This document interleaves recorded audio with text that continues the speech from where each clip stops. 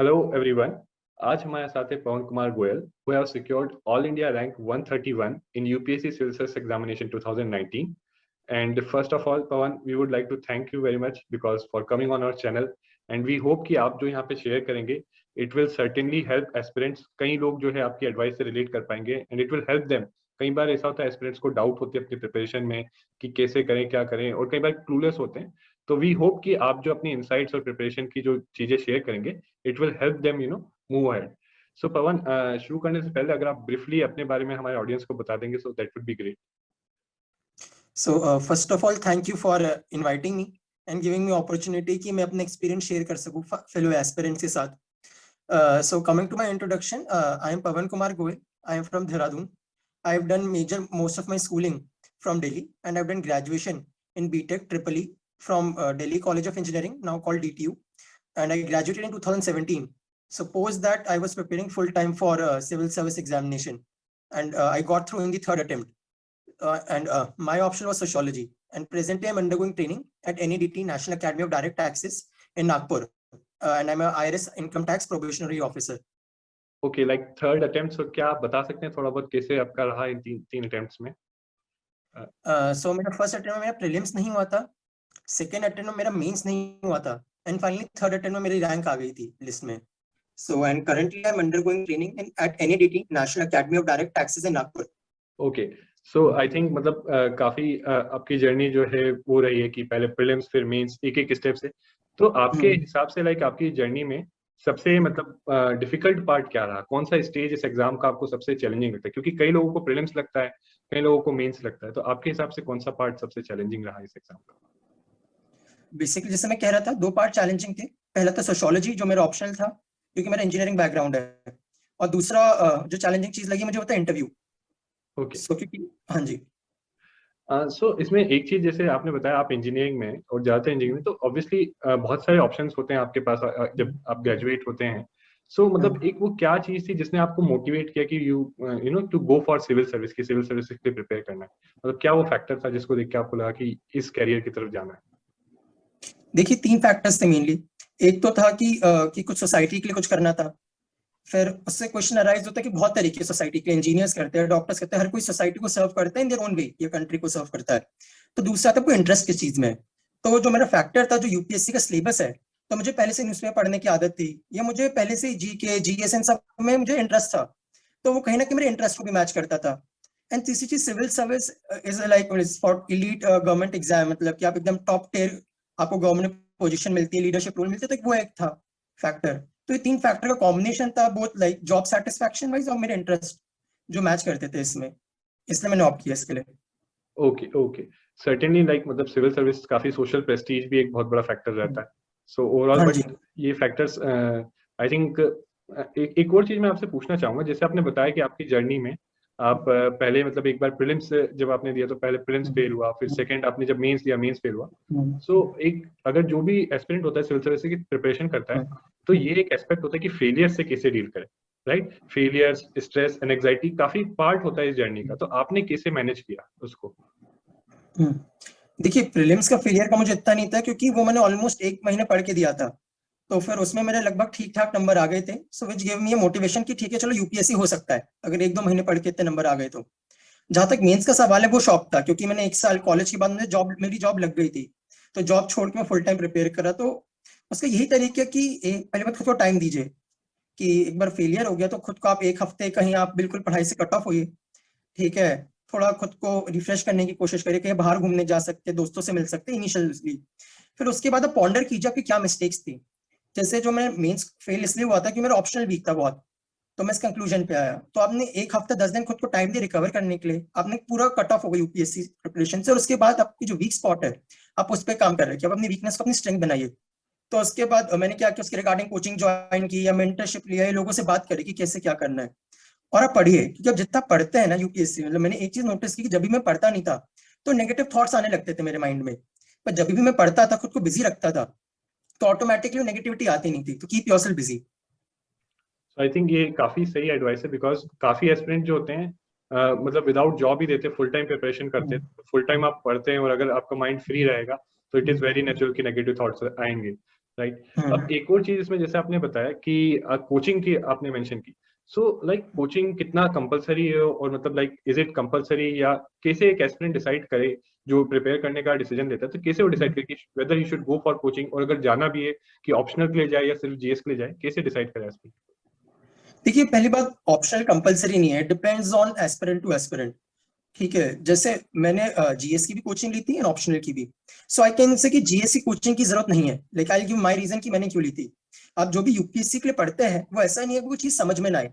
ये हो सकता है कि थोड़ा इकोनॉमी में आपको इनिशियली प्रॉब्लम हो, अगर आपको इकोनॉमिक्स का बैकग्राउंड नहीं है, या किसी को थोड़ी ज्योग्राफी, फिजिकल ज्योग्राफी में प्रॉब्लम हो, बट वो सब यूट्यूब पे वीडियोस आजकल अवेलेबल है, तो जरूरत ही नहीं है आपको कि कोचिंग ज्वाइन करने के लिए। मेरे दो रीजन थे। एक तो मैं फुल टाइम प्रिपेयर कर रहा था, सो मुझे लगा कि मैं किसी को जानता नहीं था जो मेरे साथ प्रिपेयर करता था, सो आई थॉट मैं कोचिंग ज्वाइन करूंगा तो मुझे लाइक माइंडेड लोग मिलेंगे, एक ग्रुप बनेगा सीरियस एस्पिरेंट का जिनका डिस्कस करके कर सकते हैं। दूसरा, अगर किसी को लगता है कि उन्हें लग रहा है कि शायद डिसिप्लिन ना हो पाए वो, तो कोचिंग ज्वाइन कर सकते हैं। कहीं ना कहीं एक मैंडेटरी हो जाएगा, चलो ठीक है 9 से क्लास है तो मैं 7 बजे उठूंगा। वरना आपने अगर कोचिंग ज्वाइन नहीं की और आप उतने डिसिप्लिन नहीं है, तो हो सकता है 8 बजे उठ रहे हैं, 9 बजे उठ रहे हैं, तब एक शेड्यूल बनने में हेल्प होती है। खाली ये एक हेल्प है। अगर आपको लगता है कर सकते हैं तो कोई जरूरत नहीं है मेरे हिसाब से जीएससी कोचिंग के लिए। आप खुद से पढ़ सकते हो, ऑनलाइन बहुत सोर्सेज अवेलेबल है। Now as far as optional is concern, जैसे मैंने इंजीनियरिंग की है और मेरे सोशियोलॉजी में कोई बैकग्राउंड नहीं था, तो इसलिए अगर आपका बैकग्राउंड सेम है, मान लीजिए मैं इंजीनियरिंग ही लेता, ये कोई इसका सोशियोलॉजी बैकग्राउंड है वो वही ले, तो आई थिंक सो आप कोचिंग की उतनी जरूरत है नहीं, आप खुद से कर सकते हैं क्योंकि आपके कंसेप्ट पता है सब्जेक्ट के। बट अगर आप कोई और ऑप्शन ले रहे हैं जो आपका बैकग्राउंड नहीं है, सो आई थिंक आपको कोचिंग ले लेनी चाहिए, मतलब it will help you to understand that subject quickly. Okay, so जैसे एक आपने हमने बात करें ऑप्शनल की, सो एक ऑप्शनल बहुत बड़ा गेम चेंजर माना जाता है इस एग्जाम में, राइट। और जब एस्पिरेंट कोई बिगनर होता है तो एट दैट टाइम उनको शायद से रियलाइजेशन नहीं होता कि ऑप्शनल कितना इंपॉर्टेंट है। कई बार गलत चॉइस कर लेते हैं, फिर बाद में या तो चेंज करते हैं। सो ऑप्शनल की चॉइस करना मतलब कुछ क्या पैरामीटर्स जो होते हैं जिस बेसिस पे कोई ऑप्शनल की चॉइस कर सकता है? देखिए, पहले मैं बता दूं क्या पैरामीटर्स नहीं होने चाहिए। ठीक है, पहला कि किस ऑप्शन में मार्क्स आते हैं, क्योंकि हर साल ये वेरी करता है। किसी साल किसी ऑप्शन में आते हैं, दूसरे साल किसी और में आते हैं। दूसरा चीज, टॉपर ने क्या लिया था। ठीक है, कि अच्छा मैं जानता हूँ किसी टॉपर को, उन्होंने बोला था ये ऑप्शन अच्छे से ले लेता हूँ, तो वो नहीं करना चाहिए। ठीक है। तीसरी चीज, अगर आपको लगता है कि अच्छा कि ये मेरा बैकग्राउंड है तो मुझे इसी में ही करना चाहिए, तो वो भी मैंडेटरी नहीं है, मतलब आपको करना आप कर सकते हैं, चेंज भी कर सकते हैं। जो सबसे इंपॉर्टेंट चीज जो है वो ये है कि आप कंफर्टेबल किस सब्जेक्ट में, आपको इंटरेस्ट किस में आ रहा है। ठीक है, आप ऐसा कर सकते हैं, सिलेबस देख सकते हैं अलग अलग ऑप्शन का, टेक योर टाइम, कोई जल्दी नहीं है ऑप्शन चूज करने के लिए, इट्स अ मेजर डिसीजन। तो आप भले 1 महीना ले, अलग अलग 3-4 ऑप्शन पकड़े जो आपको लगता है आपको मजा आएगा, जिसमें सिलेबस देखिए, प्रीवियस ईयर क्वेश्चन देखिए उनके, भले एनसीईआरटी पढ़ के देखिए। ठीक है, वो थोड़ा आइडिया लग जाएगा किस ऑप्शन में आपको मजा आ रहा है, किस में नहीं आ रहा है। अगर आप वो ऑप्शन लेंगे जिससे आपको मजा आ रहा है, आप ऑटोमेटिकली पढ़ेंगे, क्योंकि ऑप्शन में आपको ऑनर्स लेवल का करना होता है। अगर आप ह्यूमैनिटीज से कोई ऑप्शन लेते हैं तो, और आपको काफी पढ़ना होता है, तो अगर आपको मजा नहीं आ रहा है, आप वो हार्ड वर्क दे ही नहीं पाएंगे ना टाइम दे पाएंगे, so it will become a punishment for you. So this should be the criteria. Certainly, क्योंकि बिकॉज इतना ज्यादा आपको पढ़ना पड़ता है ऑप्शनल, तो जब तक हाँ इंटरेस्ट जी, नहीं होगा तब तक अंडरस्टैंडिंग होना मुश्किल हो जाता है। हाँ एग्जैक्टली। सो एक चीज मैं आपसे पूछना चाहता हूँ, जैसे प्रीलिम्स स्पेसिफिक पूछना चाहता हूँ। जैसे आजकल जैसे प्रीलिम्स में एक एस्पेक्ट जो काफी टफ हो रहा है वो सीसैट है, तो आपने सीसैट से कैसे डील किया था आपने? सी, मतलब जैसे लाइक मेरा इंजीनियरिंग बैकग्राउंड है, सो मुझे सीसैट में उतना इशू नहीं हुआ था, I was comfortable in it. But अगर कोई है कि एक तो आप किसी भी आप कॉम्प्लिसेंसी मत दिखाइएगा इस एग्जाम में, क्योंकि यहाँ पे सक्सेस होने के लिए आपको सारी चीजें अलाइन चाहिए, आपको सारे स्टार्स अलाइन होने चाहिए, सब कुछ सही होना चाहिए। आप कहीं पे भी फेल हो सकते हैं, तो एक कॉम्प्लिसेंसी में दिखाइए, प्रैक्टिस करिए।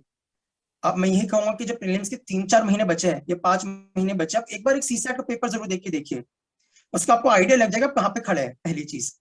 दूसरी चीज है, बेसिक क्वेश्चन सॉल्व कर सकते हैं आप जैसे किसी का अगर कोई भी क्वांटिटेटिव एप्टीट्यूड की बुक है या किसी को इंग्लिश कॉम्प्रिहेंशन में डिफिकल्टी है, आपको ऑनलाइन बहुत सोर्सेज मिल जाएंगे, आप प्रीवियस ईयर क्वेश्चन सॉल्व करके देख लिया, आपको मार्केट में सॉल्व बुक मिल जाएगी प्रीवियस ईयर क्वेश्चन की, आप वो कर सकते हैं। तब थोड़ा बहुत प्रैक्टिस करेंगे तो आपको हो जाएगा कट ऑफ क्लियर। ओके। अच्छा, एक जनरल चीज, जैसे स्टूडेंट्स कई बार हमसे पूछते हैं कि कितने डे में कितने आवर्स पढ़ना चाहिए। सो एक होता है हमारा कि जैसे स्ट्रेटजी हम बनाते हैं, तो आप कैसे मैनेज करते हैं? आपका मतलब क्या पूरा day wise targets, month wise targets, जैसे टारगेट्स थे, और डे में कितना आवर आप डिवोट कर पाते थे? मतलब कैसे आप एक जनरल ब्रॉड स्ट्रेटजी कैसे रहती थी आपकी प्रिपरेशन की? सी, देखिए आई टेल यू, सबका अलग है। जैसे मेरी एकेडमी में इतने लोग हैं, उनसे बात करता हूँ, कुछ लोग हैं जिन्होंने जॉब के साथ 2-3 घंटे दिन में पढ़ के क्लियर किया, कोई है जिन्होंने 10 घंटे पढ़ के क्लियर किया फुल टाइम। सो ये वो एस्पिरेंट डिपेंड करता है, ऐसा बिल्कुल नहीं आपको 15 घंटे 18 घंटे पढ़ने थे, मिथ है, कोई नहीं पढ़ सकता है। क्योंकि आई टेल यू, मैंने खुद को पुश किया था पढ़ने के लिए, एक दिन के चलो 13-14 घंटे पढ़ ली, उसके अगले दिन में 1-2 घंटे पढ़ पाए मुश्किल से। सो आउट ऑफ वो एवरेज 2 दिन का 7 घंटे हो गया। ठीक है, तो ultimately UPSC is more of a marathon, कि आपको लंबे समय तक, क्योंकि आप अगर एग्जाम देते हैं 2 साल की साइकिल है ये, ठीक है, आप 1 साल प्रिपेयर करेंगे और 1 साल रिजल्ट आने में लगेगा। तो उसमें मैं यही कहूंगा, भले आप 6 घंटे पढ़े दिन में, आप इतना जरूर पढ़े, मतलब 5-6 घंटे पढ़े आप अगर, तो उसे पूरे कंसंट्रेशन के साथ पढ़िए। ये नहीं कि क्वालिटी ज्यादा इंपॉर्टेंट है देन क्वांटिटी फर्स्ट, ठीक है। तो उसके लिए जरूरी आपके पास कुछ हॉबी भी हो जो आपको माइंड डाइवर्ट कर सके यूपीएससी से, वरना बर्न आउट हो जाएगी। तो इन 2 चीजों का जरूर ध्यान रखिएगा, मतलब लिव अ बैलेंस लाइफ, कि आप थोड़ी अपनी एक्सरसाइज करिए, हेल्थ को मत इग्नोर कीजिए, 6-7 घंटे पढ़िए, बाकी इंजॉय करिए जो भी आपको लगता है वो ऐसा करिए आप। एक और एस्पेक्ट जो प्रीलिम्स के लिए बहुत इंपॉर्टेंट है वो होता है कि मॉक टेस्ट। सो आपने मतलब लाइक कितने नंबर ऑफ मॉक टेस्ट दिए थे और कैसे आपने मॉक टेस्ट को जो है मतलब यूटिलाइज किया था कि आपको उससे मैक्सिमम बेनिफिट मिले, और आप कितना इंपॉर्टेंट सोचते हैं कि मॉक टेस्ट में जो मार्क्स आते हैं क्या वो ट्रू इंडिकेटर होते हैं कि जो आप स्कोर करेंगे प्रीलिम्स में, या मतलब उससे डिफरेंस आता है? देखिए, मॉक टेस्ट सबसे इंपॉर्टेंट है। आई टेल यू कि UPSC is less about knowledge and more about practice, तीनों स्टेज में, बीट प्रीलिम्स, मेंस और इंटरव्यू। तो जहां तक जो मॉक टेस्ट है वो देना बहुत जरूरी। तो मैं क्या करता था, एक तो बहुत सारी साइट्स है वहां पर डेली एमसीक्यूज आते हैं, अब वो कर सकते हैं, तो रोज मैं 10-15 एमसीक्यूज कर लेता था। दूसरा होता था मॉक टेस्ट में अराउंड 30-40 देता था। तो उससे क्या होता था कि जैसे यूपीएससी, आप देखिए बहुत रैंडम पेपर आ रहा है आजकल, प्रीलिम्स से कुछ भी पूछता है यूपीएससी, लिटरली कुछ भी। तो फिर आपको जो इंट्यूशन है, जो आपको गेस वर्क है कि आप इंटेलिजेंटली कैसे गेस कर पा रहे हैं, ऑप्शन कैसे एलिमिनेट कर पा रहे हैं, जो वो आर्ट या टेक्निक है, वो आप तभी डेवलप कर पाएगी जब आप मॉक टेस्ट देंगे। उससे आपको आइडिया लगेगा और आपको कहीं ना कहीं इंट्यूशन डेवलप हो जाता है। थोड़ा अजीब सा साउंड करेगा, जब सफिशिएंट मॉक टेस्ट दे देते हैं ना, एक इंट्यूशन डेवलप हो जाता है कि अच्छा ये ऑप्शन तो गलत है या ये सही है, तो वो इंपॉर्टेंट है। तो फिर वो ट्रू इंडिकेटर का मैं ये कहूंगा कि ऐसा नहीं है कि आपके अगर आपके कॉन्टिन्यूस जो मार्क्स है ना, वो कहीं ना कहीं इंडिकेट करते हैं कि आपकी प्रिपरेशन कैसी है। सो मैं कह रहा था कि कहीं ना कहीं मार्क्स ऐसे नहीं कि एक एग्जाम में आपके 30 आ गए, 40, 60, 70 आ गए तो आप दुखी हो जाए, पर आप ओवरऑल रेंज देखिए कि आप अगर मार्क्स दे रहे हैं और आपको इन जनरल 40-50 नंबर आ रहे हैं, so then something is wrong. आपको अपने प्रिपरेशन कुछ चेंज करने की जरूरत है। तो वो ट्रेंड बता देगा आपको बहुत सारे मार्क्स फर्स्टली, तो वो कहीं ना कहीं वो थोड़ा इंडिकेशन देगा, बट अगेन वो भी ट्रू इंडिकेटर नहीं है, क्योंकि आजकल जो कोचिंग के मार्क्स होते हैं वो बहुत एब्सर्ड या वियर्ड से होते हैं वो। तो मेरा भी ऐसा होता है कि 60, 70s, 80s में आ रहे हैं, तो 80s में मार्क्स आ रहे हैं पता चला, या 90s में आ रहे हैं कभी, तो लगता था यार कि होगा नहीं होगा, कट ऑफ तो 100 जा रही है। ठीक है, तो ऐसा नहीं है कि बस एकदम दिल पे ही ले लें कि अच्छा और डिसहार्टेंड हो जाए। बट अगर आपके कम आ रहे हैं, बहुत ही 50s में आ रहे हैं आपके या 40s में, देन आपको कुछ चेंज करने की जरूरत है। If you are scoring anything above 75 या 80 consistently, then it should be fine. And just एक और thing, more than mock test, previous year question दीजिए यूपीएससी का, so that is the best source of questions. क्योंकि वैसे ही question UPSC पूछेगा, आपको वही आइडिया लगेगा कि कैसे सॉल्व करना है, क्या नहीं करना है, कैसे ऑप्शन एलिमिनेट करना है, तो बेस्ट इंडिकेटर है। सर्टेनली आई थिंक मतलब कई बार एस्पिरेंट्स ये होता है कि मॉक टेस्ट देते हैं और स्कोर अगर उनका कम आ जाता है तो मॉक टेस्ट देना छोड़ देते हैं वो। सो आपने भी जैसे बोला कि आपके 60-70 तक भी मार्क्स आए, 60 के अराउंड भी आए, तो आपने वहां से इम्प्रूव कैसे किया, कैसे आप इवेलुएट करके इम्प्रूव करते थे उस पर? देखिए, इसकी 2 चीज है, एक तो रिविजन ढंग से करिए, ठीक है, वो बहुत इंपॉर्टेंट है स्टैटिक पोर्शन के लिए। आप करंट अफेयर से आप अब्रेस्ट रहिए, आपको एकदम अपडेटेड रहिए क्या हो रहा है। तीसरी चीज जो है कि आप जो मॉक टेस्ट कर रहे हैं, आप उससे मोर ऑफ लर्निंग मैकेनिज्म देखिए, कि अच्छा चलो ठीक है, कि मुझे मान लो कि खाली 20 क्वेश्चन सही हुए, अब 80 जो क्वेश्चन बाकी बच्चे वो तो पता चले ना, मुझे उनकी इन्फॉर्मेशन पता चली, वो क्वेश्चन पता चले, तो मैं उसके नोट्स बना लेता था, उनको रिवाइज करता था। अल्टीमेटली क्या होता था कि वो आप बार बार आप रिवाइज करते हैं अगर, तो उससे आप ऑटोमेटिकली मार्क्स बढ़ते हैं। तो ऐसे नहीं होगी बहुत ड्रास्टिक इंप्रूवमेंट होगा कि अच्छा आज 50 आ रहे हैं तो अगले दिन 100 आ जाएगी। It is a slow and gradual process, but अगर आप 3 स्टेप फॉलो करेंगे, देन रेस्ट अश्योर्ड कि आपको इंप्रूवमेंट दिखेगा। ओके, जैसे आपने रिवीजन का बोला, तो मतलब एक कितना ideal number of times revision होना चाहिए बिफोर गिविंग प्रीलिम्स? देखिए, सबका अलग अलग है, ठीक है, आपको जितनी बारी में याद हो जाए, पहले जितनी बार आप करेंगे, जितना ज्यादा करेंगे उतना अच्छा है, ठीक है। बी सबका अलग अलग है, कुछ लोग कम रिवीजन में करते हैं, कुछ लोग ज्यादा में करते हैं, बट एटलीस्ट आइल से अब 3-4 बार करिए, मिनिमम आइल से कम, कि जिससे आपको चीजें याद रहे। अल्टीमेटली वही चीज काम की है जो आप एग्जाम में रिकॉल कर पाए। अगर आपने जो पढ़ा है, मान लीजिए मॉडर्न हिस्ट्री में या किसी में भी, कि किसने कौन सा न्यूज़पेपर स्टार्ट किया, कोई ऑर्गेनाइजेशन स्टार्ट की, नेशनल पार्क कहाँ पर है, अगर वो रिकॉल ही नहीं कर पा रहे तो क्या फायदा फिर उसे पढ़ने का। तो कम से कम 3-4 बार करिए। सो अगेन, अब जैसे हमने प्रीलिम्स के बारे में डिस्कस कर लिया, अब इसमें 2-3 चीजें और हैं, जैसे नोट्स।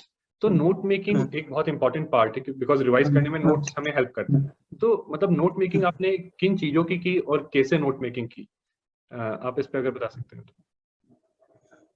देखिए, तो नोट मेकिंग में मैं क्या करता था कि मैंने कंबाइंड नोट्स बनाए थे, ठीक है, प्रीलिम्स और मेंस के। तो आप क्या कर सकते हैं कि जो भी मेंस का तो ऐसे करता था कि हर टॉपिक के मैंने एक एक पेज के नोट्स बना लिए थे। लेट्स अज्यूम कोल है, कुछ भी, ये माइनिंग है, टेलीकॉम है, कोई भी आप, लेबर एम्प्लॉयमेंट कुछ भी ले लीजिए आप, एक पेज के नोट होते थे। मैं उसमें मैं 3-4 सब हेडिंग मैंने डिवाइड कर दी थी। फैक्ट्स, कोई फैक्ट पता है क्या मुझे इस टॉपिक के रिलेटेड, फिर चैलेंजेस क्या है, क्या प्रॉब्लम है उसमें, फिर क्या सॉल्यूशन क्या है, कि गवर्नमेंट ने क्या क्या स्टेप्स लिए, क्या सॉल्यूशन है उनके, फिर वे फॉरवर्ड की और क्या हो सकता है, फिर एंड में कंक्लूजन की कोई कोट होता था, कुछ होता था क्या। तो जैसा मेंस में स्ट्रक्चर करते हैं अपने आंसर्स को, तो वैसे ही मैं उस फॉर्मेट में बना लेता था नोट्स अपने की, जिसमें पढ़ता था, रिवाइज करता था। तो जब क्वेश्चन आते थे ना, मुझे डायरेक्टली पता है कि अच्छा इस पेज में इसी फ्लो में मुझे आंसर करना है, क्योंकि अल्टीमेटली हर क्वेश्चन में मोटे मोटे यही चीजें होती है। क्योंकि आप एक सिविल सर्वेंट बनना चाहते हो, आपको पता होना चाहिए प्रॉब्लम क्या है, अभी करंट सिचुएशन क्या है, वो फैक्ट हो गया।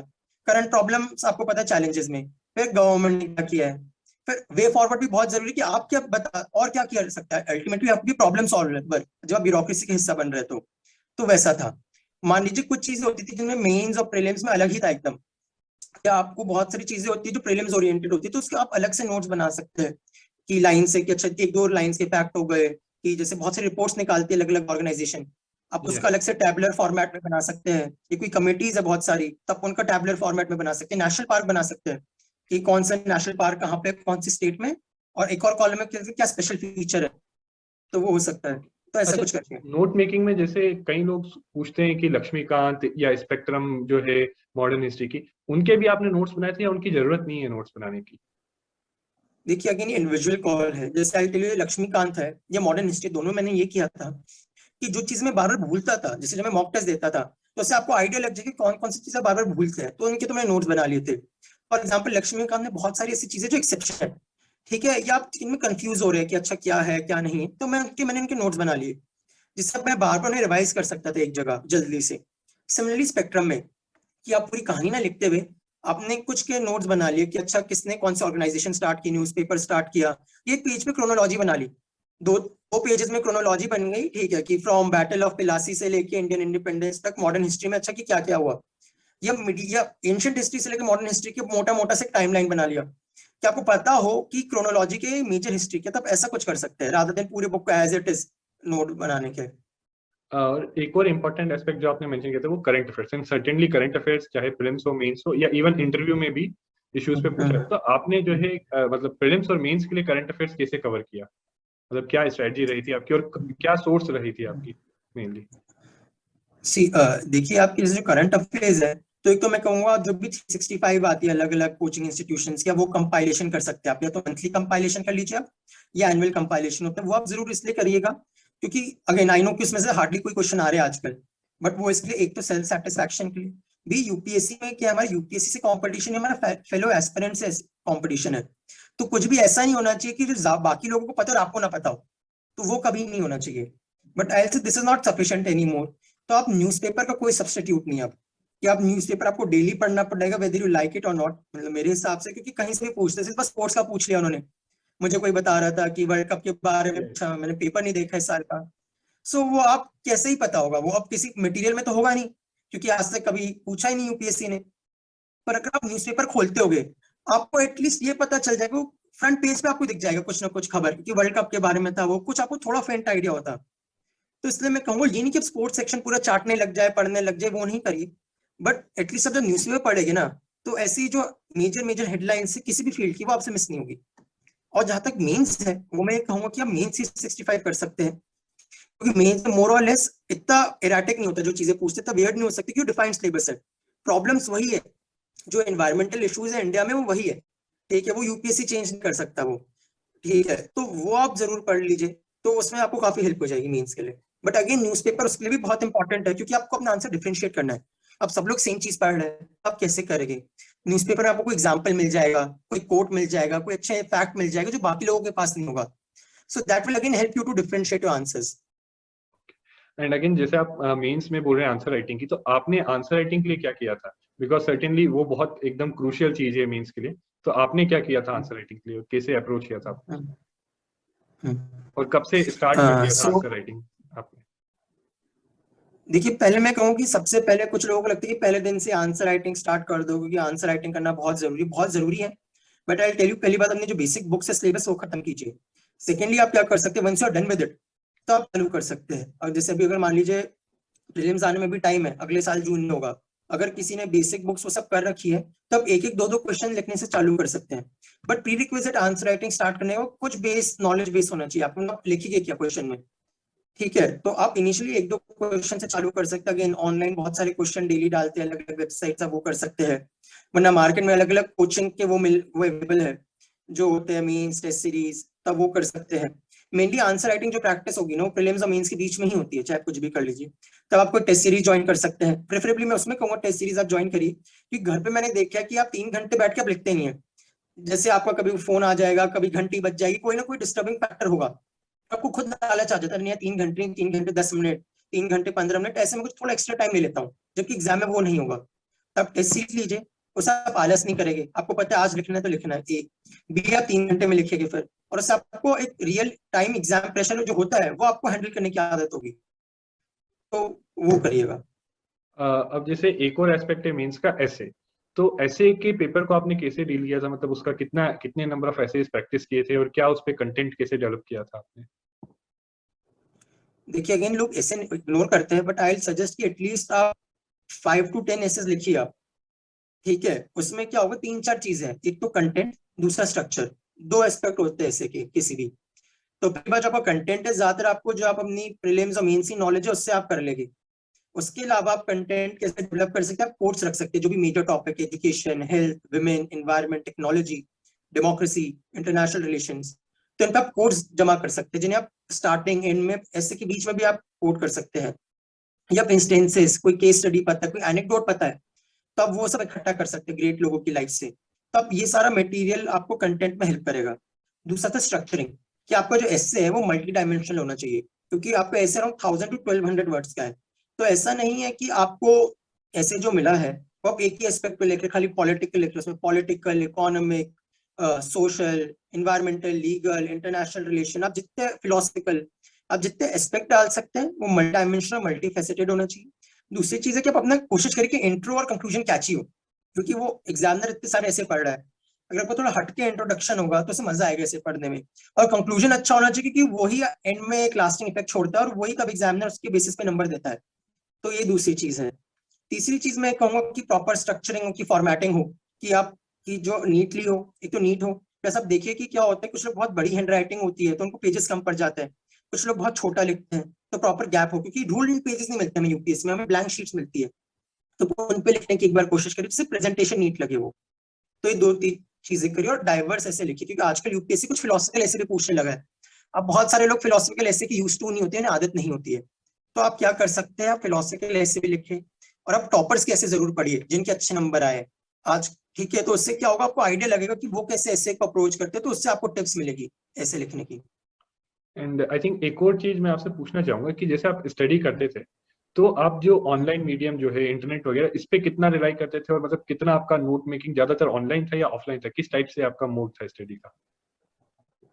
देखिए मेरा मिक्स था, कि जो मेरी स्टैटिक बुक्स है वो सब तो ऑफलाइन ही पढ़ता था मैं, ठीक है। बट जो भी ऑनलाइन मेरा होता था, कि जो भी करंट अफेयर्स ओरिएंटेड है, या एमसीक्यूज हो गए, मॉक टेस्ट हो गए प्रीलिम्स के स्पेसिफिकली, तो काफी हद तक ऑनलाइन होता था। कोई कंसेप्ट नहीं समझ में आ रहा, मान लो बुक पढ़ ली मैंने, जैसे फिजिकल ज्योग्राफी पढ़ा तो एनसीईआरटी में समझ आई, इनिशियली कुछ डाउट्स हो रहे थे मुझे उसमें, कि प्लेट टेक्टोनिक क्या है, सी फ्लोर स्प्रेडिंग थ्योरी क्या है, तो उसके लिए हमने यूट्यूब पे वीडियोस देखी। But again it is like a double edge sword. तो ये भी होता था कई बार मेरे साथ, I be very honest to admit, मैं खोलता था, अच्छा यूपीएससी से कुछ देखते हैं, अच्छा अरे ये तो कोई स्टैंड अप कॉमेडी वीडियो आ गया, कोई फिल्म का ट्रेलर आ गया, तो कहीं ना कहीं आप डिस्ट्रैक्ट होते हो। So like try to manage वो थिंग, ये नहीं होना चाहिए कि हमने पढ़ाई के बहाने से खोला, कहीं डिस्ट्रैक्ट हो गए, कुछ और देखने लगे। सो टेम्पटेशन को कहीं ना कहीं कंट्रोल करना बहुत जरूरी है, वरना वो ज्यादा नुकसान कर देगा इंटरनेट। इनफैक्ट जैसे आपने डिस्ट्रैक्शन बोला, तो जैसे आप प्रिपरेशन कोई भी एस्पिरेंट करता है, तो ड्यूरिंग द प्रिपरेशन बहुत सारे डिस्ट्रैक्शंस होते हैं, कई बार फ्रेंड्स बुलाएंगे, तो कैसे मैनेज करें, कैसे उन डिस्ट्रैक्शंस को से शट ऑफ रहें? आपका क्या तरीका था डिस्ट्रैक्शंस से मतलब शट ऑफ होने का? सी आई टेल यू, कुछ एक लिमिट तक डिस्ट्रैक्शंस हमेशा होगी, ठीक है। So uh don't be too hard on yourself, अगर आप खुद को पूरा ही बंद कर देंगे बाकी चीजों से apart from UPSC, so again will, तो कहीं ना कहीं वो आपको डिसाइड करना है कि जिसे आप डिस्ट्रैक्शन कह रहे हैं, ठीक है, आप जो भी मतलब नॉन स्टडी टाइम कह रहे हैं अगर मैं कहूँ से, तब कितना होगा, ठीक है। तो अगर आप पढ़ रहे, आपने सोचा कि अच्छा मैं तो 8 घंटे पढ़ूंगा, तो आप ये करिए, आप 8 घंटे पढ़िए, ठीक है, आप 8 घंटे सोइए, बाकी जो 8 घंटे आपको इसमें जो करेगा आप ये करेंगे, तब बाकी चीजें भी कर पाएगी, दोस्तों से मिल पाएंगे, बातें कर पाएंगे, खेल पाएंगे, जो भी आपको करना है वो भी कर पाएगी, ठीक, और भी आप पढ़ भी पाएंगे। दूसरी चीज क्या होती है कि डिसिप्लिन, जैसे अक्सर क्या होता है मोटिवेशन, आपने किसी का वीडियो देखा, कोई, मैं क्या कहता था अक्सर मोटिवेशनल वीडियो देख लेता था, काफी मोटिवेटेड फील करता था, अरे यार अब तो मतलब मैं ही टॉप करूंगा, अब तो हो गई पक्का। बट वो मोटिवेशन बहुत फ्लीटिंग इमोशन होता है, आपने सुबह वीडियो देखा, शाम तक फिर डिमोटिवेटेड, अरे यार कि फुल टाइम प्रिपेयर कर रहा हूँ, नेगेटिव थॉट्स, जॉब नहीं लगेगी, नहीं हुआ तो क्या होगा, प्लान बी क्या है, तो ऐसे थॉट आने लगते थे। सो उसका बेस्ट तरीका है rely on discipline and not motivation. आप टाइम टेबल बनाइए, एक रियलिस्टिक टाइम टेबल बनाइए, ये मत बनाइए यार 15 घंटे पढ़ूंगा, 12 घंटे पढ़ूंगा, 10 घंटे पढ़ूंगा, फिर आप उसे एग्जीक्यूट नहीं कर रहे। भले ये बनाए कि मैं 5 घंटे पढ़ूंगा, ठीक है, पर उसे स्टिक जरूर करिए टाइम टेबल को, और डिसिप्लिन ही की है आपको सक्सेस के लिए, यूपीएससी में भी, कहीं पे भी, किसी भी चीज में जो आप चाहते हैं हासिल करना।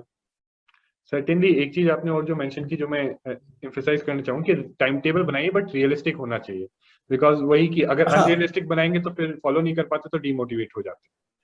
सो एग्जैक्टली, अब फिर क्या होगा, आपने एक दिन फॉलो नहीं किया, फिर अरे चलो ठीक है कल भी फॉलो नहीं हुआ, परसों भी नहीं होगा, 2-3 दिन नहीं हुआ, अरे अब तो बैकलॉग हो गया, अब क्या करूं, फिर आप दोबारा टाइम टेबल बनाएंगे, दोबारा नेगेटिव इमोशन आएगी। जो बेस्ट चीज है ना खुद को मोटिवेट करने के लिए, सेंस ऑफ अचीवमेंट होता है। आपको पॉजिटिव, हम कहते हैं पॉजिटिव थिंकिंग करो, पॉजिटिव सोचो, बट पॉजिटिव कैसे सोचे, मतलब कहना तो बहुत आसान है, ठीक है, बट उसका यही है, अगर आप एक सेंस ऑफ अचीवमेंट अगर आपको रोज मिल रहा है ना, कि अरे मैंने जो सोचा था मैंने वो अचीव किया, तो वो आपको बहुत हैप्पीनेस देगा, वो आपको मोटिवेशन देगा। और ऐसे अगर हम 3-4 दिन भी कर दिए ना, आपका पढ़ाई का फ्लो बन जाएगा फिर। सो गोल्स अपने अचीवेबल रखिए, पर अचीव जरूर करिए उन्हें। सो आई थिंक अब लास्टली एक चीज जो एस्पिरेंट्स को आप क्या मैसेज देना चाहेंगे, मतलब लाइक आपकी पूरी जो जर्नी रही, तो उसमें अगर आप हाइंडसाइट में देखें, उसको आप लुक बैक करें, तो आप क्या बताएंगे अपनी जर्नी से एस्पिरेंट्स को कि these were the things that work for me, कि ये चीजें जो है मेरे लिए काम कर गई बिकॉज ऑफ इस जो मेजर फैक्टर्स है जिसको मैं एट्रीब्यूट कर। देखिए पहली बात मैं 2-3 चीज बताऊंगा। एक, सब लोग डिमोटिवेट होते हैं, सबको नेगेटिविटी आती है, जैसे मुझे बहुत आती थी यार, कि मैं फुल टाइम, मुझे जॉब लग गई थी कैंपस से, वो छोड़ के फुल टाइम प्रिपेयर कर रहा हूं, नौकरी नहीं लगेगी तो क्या होगा, प्लान बी क्या है, ठीक है, तो हमेशा आएगा। एक नेगेटिव फीलिंग सबको आती है, सबको लगता है कंपटीशन बहुत है, तो नेगेटिव फीलिंग्स को अपने हावी मत होने दीजिए, ठीक है, वो मूड स्विंग्स हो गए, डिसिप्लिन रहिए प्लीज, मतलब मेन चीज है डिसिप्लिन रहिए, रियलिस्टिक टाइम टेबल बनाइए, उसे फॉलो कीजिए।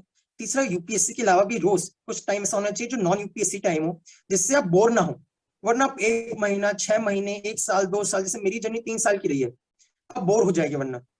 तो कुछ आपको नॉन यूपीएससी मी टाइम होना चाहिए, बहुत जरूरी है। और पेशेंस और परसिवियरेंस, मतलब कि UPSC is not a test of brilliance, आप कितने ब्रिलियंट है, आप में कितनी परसिवियरेंस है, आप कितने पेशेंट है, और आप कितने मेहनत कर सकते हैं बिना बोर हुए हुए, तो वो है। और इसलिए आप डिसिप्लिन लाइफ जिए, सब कुछ करिए बट मॉडरेशन में। So certainly with this, thank you very much, Pawan. I think आपकी advice, we hope कि aspirants को useful रहेगी and it would help some aspirants जो struggle कर रहे होंगे किसी भी phase में, कि उनको कुछ help मिले कि वो जो भी phase में struggle कर रहे हैं उससे आगे बढ़ने के लिए. So thank you very much, Pawan. And rather welcome, and I should thank you कि मतलब आपने मुझे opportunity the, like to share my thoughts with fellow aspirants, क्योंकि मैं भी उधर था, so I can also relate to how they are feeling and what they go through. Definitely. So thank you very much.